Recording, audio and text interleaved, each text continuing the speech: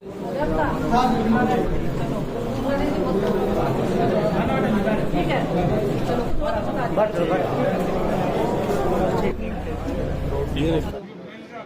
प्रदेश में जींद में कितने लोग मार दिए। आज भी 16 साल की लड़की की लाश मिली है। हर दिन हो रहा है। हम तो खुद भुगत भोगी हैं इस चीज़ के। हम तो खुद लड़ाई लड़ते आ रहे हैं। और सबसे अच्छी बात है कि हमारा समाज अब एक साथ होके उस बेटी मनीषा को न्याय दिलवाने के लिए बैठा है। और लेकिन प्रशासन उसके लड़ेंगे। परिवार पर ना दबाव बनाए हुआ है। प्रशासन चाह रहा है कि उसका अंतिम संस्कार देखो, कर दिया दबाव जाए। तो हमने भी जब लड़ाई लड़ी थी हमारे ऊपर भी दबाव था। तोड़ने की कोशिश की जाए, पैसे का लालच दिया जाए, जो डरा है उसने डराया जाया करे, अलग अलग करके भी डराया जाया करे। बहुत कुछ चीज़ हुआ है क्योंकि हमने खुद एक आंदोलन लड़ा। हमने बेरा है कि उस आंदोलन में के टैक्टिक्स यूज़ करा करे सरकार। लेकिन समाज जो है आज वो साथ में खड़ा है उस बेटी का। और एक सबसे अच्छी बात है कि हमारा समाज आज एक साथ खड़ा है, जाति विशेष में ना भटके। अगर इस मामले में बेटी हर डॉक्टरों की किसी बात की एक हो है, किसी भी समाज की नहीं होती है। वो चाहे जाट बिरादरी की हो, चाहे ओबीसी से हो, चाहे अदर कास्ट से हो, चाहे ब्राह्मण समाज से हो, किसी भी समाज से हो, बेटी एक है। और आज वो पूरा समाज उस बेटी के साथ में खड़ा है। वो हमारे प्रदेश के लिए एक पॉजिटिव बात है। अदरवाइज इस प्रदेश में आज के दिन कोई पॉजिटिव माहौल नहीं बच रहा है। गुंडागर्दी अपने चरम पे है। हर दिन धमकियाँ मिल रही है, हर दिन गोलियाँ चल रही हैं।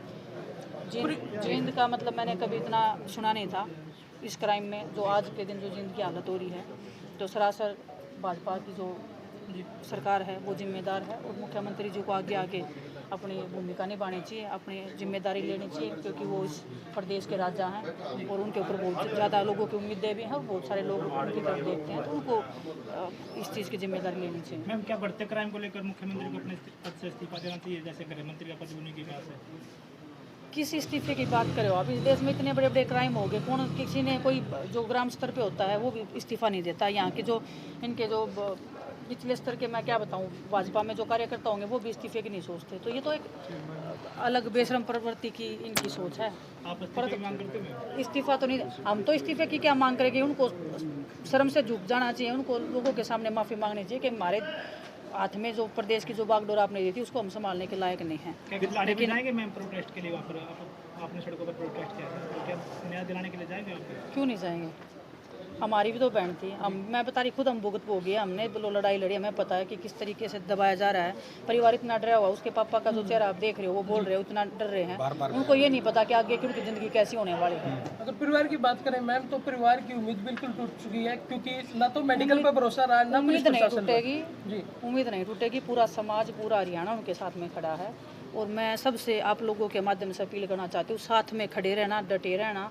हर तरीके से षड्यंत्र होंगे, हर तरीके से तोड़ने की कोशिश की जाएगी। शांति से हम इस चीज़ को, लड़ाई को जीत सकते हैं। आज इस बहन को इंसाफ दिलवा दिया तो मैं मानती हूँ कि कुछ तो हमारे समाज को एक संदेश जाएगा, बेटियों को भी थोड़ा विश्वास मिलेगा। और बस हम साथ में हैं। मैडम, लड़ेंगे। एक छोटा सा सवाल मैडम जी, लगातार जुलान इलाके में काफी संख्या में जो है पानी भरा हुआ है, क्या आप उन किसानों को मुआवजे की मांग करेंगे? जुलान इलाके में काफी किसानों की जो फसल और डूब चुकी है, क्या करेंगे किसानों की? अभी विधानसभा सत्र आ रहा है, इसलिए मैं आई हूँ कि ताकि जितने भी गाँव का जो भी है समस्या है, जितनी भी है, मैं चंडीगढ़ में जाऊँ और मैं बात करूं। क्योंकि बहुत सारे अधिकारी फ़ोन नहीं उठा रहे हैं। चंडीगढ़ में जो बैठे हैं, अधिकारियों की सरकार चल रही है, मुख्यमंत्री जी की सरकार नहीं है। ना उनकी सुनते हैं, ना हमारे सुनते हैं। तो हम जाके उधर अपना बात करते हैं और फिर कोशिश करते हैं कि हमारे जितने भी, क्योंकि अभी खेती का टाइम चल रहा है और जींद का जो क्षेत्र है वो हमेशा से पानी, इनका जो चवा जो बोलते हैं वो ऊपर रहता है पानी का। और यहाँ पे कभी बिजली की समस्या रही है, कभी जो इन्होंने जो निकासी का निकाल रखा है वो पाइप भी फूट रहे हैं। एक सबसे बड़ी समस्या बहन जी, 80 रोड पे करेला मोला फाटक पर पुल की मांग है। बहुत लोगों वो भी है। हरियाणा में सबसे ज्यादा बंद रहने वाली फाटक है ये। वो है, मेरे नॉलेज में है। और वो मैंने वो लगा भी रखा है अपना सवाल, वो विधानसभा में उठाएंगे और उसको पूरी कोशिश करेंगे कि हम उसका समाधान हो। अच्छा, मतलब अभी एक तो पूछ कर लो, सारे पूछ लियो। एक मैडम, वहाँ पे मैं गया जहाँ पे डिगावा गाँव में पंचायत में, तो वहाँ पे मैंने कम से कम 100-150 आदमियों से बात करा। तो वहाँ पे एक पुलिस वाला एक भाई था, उसने भी कहा कि अगर किसी से सवाल पूछो ना तो एक पूछना, मनीषा ने 6:26 में भी कॉल किया, फिर रात ने 12 बजे भी उसके नंबर से फ़ोन किया। वो अगर GPS क्यों नहीं ट्रैक करवा रहे उसका जो नंबर हो तो उसी बहुत टाइम चीजें हैं, बहुत उसी चीजें हैं, टाइम कोई सारा एक- राज कोई खुल एक जाएगा। पॉइंट नहीं है, बहुत एक- चीजें हैं एक- जो नॉर्मल इंसान है हाँ, ना, उनको भी पता है कि कैसे इन्वेस्टिगेशन होती है। वो हाँ। तो पुलिस महकमा है, हाँ जी। CID इनके पास में है, पूरा महकमा पूरा ऊपर से लेके केंद्र से लेके हरियाणा में इनकी सरकार है। अगर ये अभी भी न्याय नहीं दिलवा पाएंगे तो कभी अगर कोई बेटे आवाज उठाती है, किसी की जाट बेटी बना देते हैं, किसी को दूसरी समाज की बेटी बना देते हैं। ऐसे थोड़ी ना कि हर बार अपनी जिम्मेदारियों से भागेंगे कि उसकी बेटियां हमें आएंगे क्या। बेटी पूरे समाज की होती है, उसको न्याय दिलवाने के पूरा समाज आज साथ में खड़ा है।